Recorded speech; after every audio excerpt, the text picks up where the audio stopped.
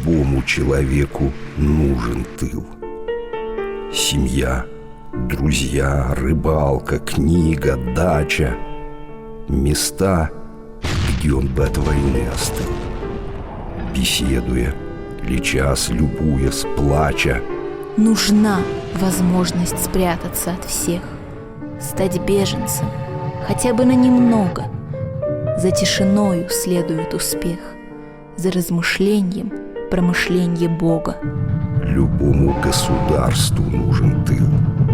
Богатые сердечные селения, где раненые наберутся сил, где возрастает хлеб для наступления.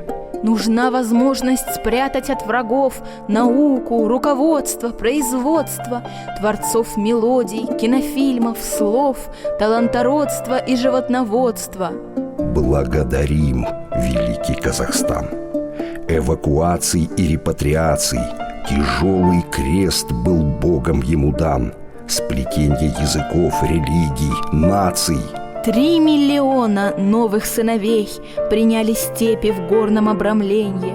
Гостеприимной чуткостью своей казахи врачевали разделение. Красавица моя Алма-Ата вдруг сделалась Москвою, Ленинградом. Тяньшанских гор святая красота приравнена к лекарствам и наградам.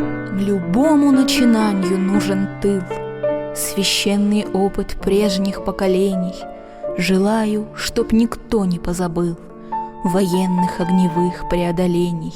Нужна возможность спрятать, сохранить от наглой лжи истории страницы. Давайте не разучимся любить, прощать, общаться, жертвовать, молиться.